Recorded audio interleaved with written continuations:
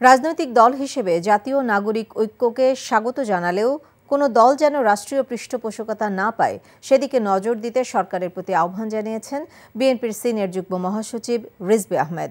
BNP পরিবার আয়োজিত জুলাই বিপ্লবে হতাহতদের পরিবারের মাঝে অর্থ সহায়তা প্রদান অনুষ্ঠানে তিনি কথা বলেন।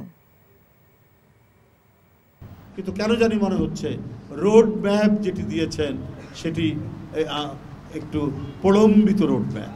বিএনপির সাথে ছল চাতুরি করে কোনো লাভ হবে না। জাতীয় নাগরিক কমিটি এই নামে একটি রাজনৈতিক দল করা হচ্ছে, ঠিক ভালো কথা। গণতন্ত্রের পথে যখন আমরা হেঁটে যাচ্ছি তখন যে কেউ রাজনৈতিক দল সেটা করতে পারে, কিন্তু এইটা যেন আবার রাজকীয় দল হয়ে না ওঠে। যা দেখেছি সেটা তো স্বাভাবিক কোনো বিষয় না। যার ব্যথা সেই বুঝে। আজকে একটা বিশেষ কারণে দেরি হয়ে গেছে। বিশেষ কেউ নয় তো যার জন্য দেরি হলো। সেই মানুষটা সবসময় আমাকে বলতো সে আমাকে তার নিজের থেকেও বেশি ভালোবাসে। ভুলতে বলছি না আমি। তবে কি বলছেন? কি দেখে যে লোকটাকে ভালোবেসেছিলি? আমার মেয়েটার বিয়েটা এতদিনে হয়ে যেত। এমনটা হবে কে জানতো? রতন ভাই। আরে আমার ফুফাতো ভাই। ও হ্যাঁ, কি হয়েছে? এবং তার আত্মহননের পথে কেউ যদি বাধা হয়ে দাঁড়ায় তাহলে মন কোন দিকে যাবে সেটা।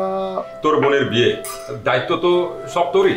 অনেক সময় গাছের ডাল কাটলে গাছ প্রবলতর তেজে বেড়ে ওঠে। প্রেমও সেরকম, আঘাত লাভ করলে দ্বিগুণ শক্তিমান হয়ে ওঠে। Double million offer Walton fridge কিনে পেতে পারেন 20 লক্ষ টাকা, রয়েছে কোটি কোটি টাকার নিশ্চিত উপহার।